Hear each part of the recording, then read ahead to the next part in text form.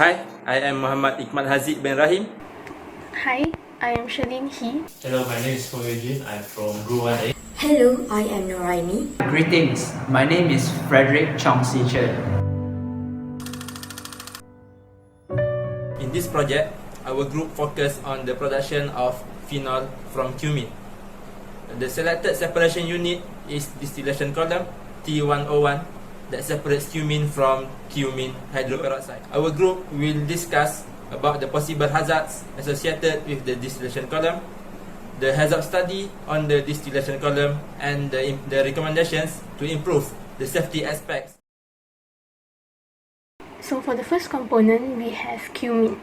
Cumin has an acute oral toxicity of category 4 and skin irritation, eye irritation, carcinogenic of category 2, as well as aspiration toxicity of category 1. For cumin hydroperoxide, we have an acute oral toxicity of category 4, skin irritation and eye irritation of category 1, as well as acute dermatotoxicity of category 3.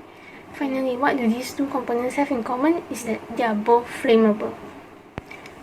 For distillation column T101, there are a number of hazards that we have identified which is linked to the separation process that occurs between cumin and cumin hydroperoxide. So we have listed a few of the hazards which are overheating, overpressure, thermal instability, leakage of toxic gases, and corrosion. Overheating is when the feed stream entering the distillation column exceeds the normal still heating medium temperature. Next, we have the thermal instability of the residues after the separation process. Besides that, cumin and cumin hydroperoxide are both corrosive. So it is a must to have distillation column trays that are able to withstand corrosion. This is because corroded trays could lead to leakage of chemicals. Apart from that, we have overpressure hazard. This could lead to explosion as well as fire. It's often due to the blockage of valves and pipes. Finally, we have the leakage of toxic gases to the environment, which could in the end result to environmental pollution as well as intoxicating the people nearby. So the importance of hazard study is for us to reduce the risk of explosion and to identify the potential hazards.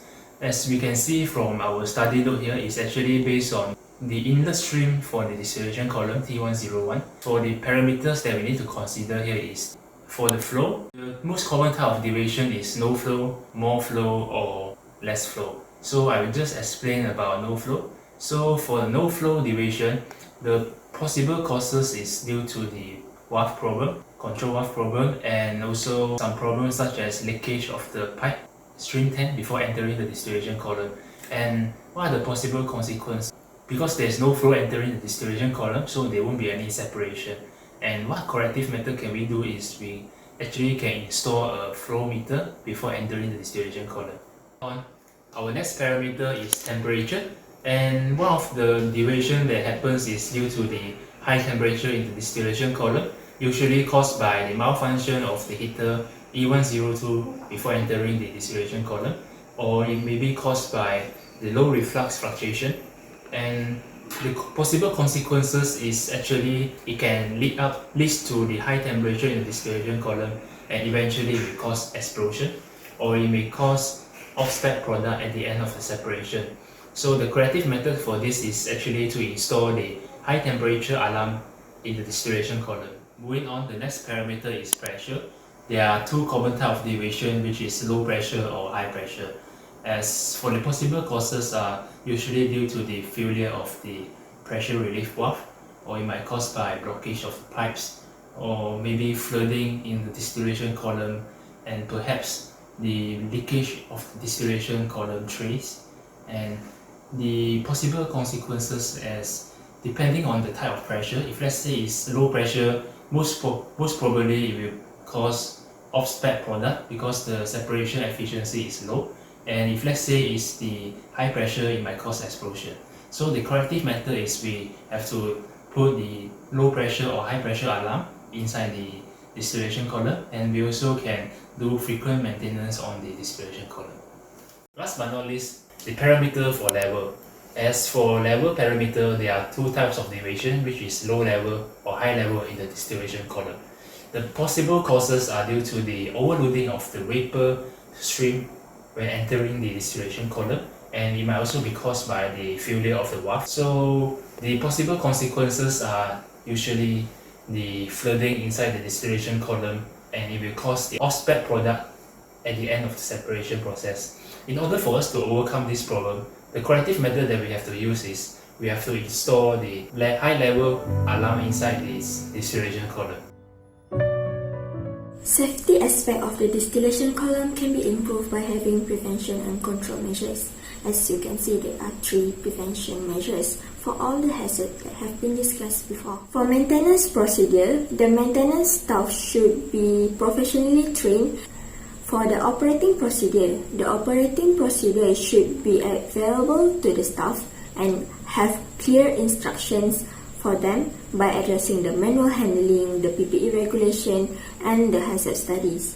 And for the selecting of materials, the materials construction should be able to withstand the high temperature and the high pressure. There are 2 control measures for overheating and thermal instability hazard.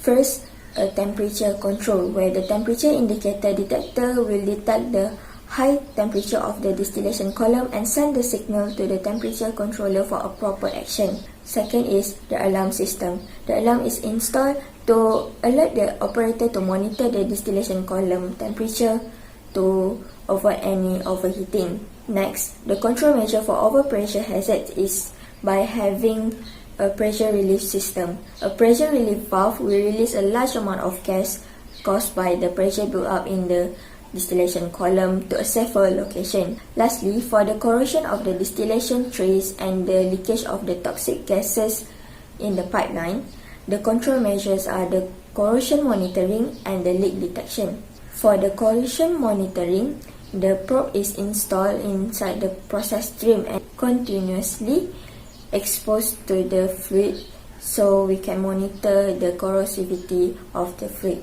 For the leak detection, the example of the leak detection is the helium leak detection method. Measure whether there is leakage or not. To summarize, there are several approaches to hazard identification. First, the potential hazards of cumene and cumene hydroperoxide are identified and studied using the material safety data sheet. Moreover, the operating conditions and the material of construction of the distillation column also possess hazards such as overheating, thermal instability, corrosion, overpressure, and leakage of toxic gases. Subsequently, a HAZOP study is done. The study note selected is the feed inlet into the distillation column T101. A combination of feed-forward and feedback control loop is implemented, with the flow controller being the main control element for the various parameters studied. Appropriate safeguards are ensured whenever process deviates from steady state. Several recommendations are also suggested to enhance the safety aspect of the process.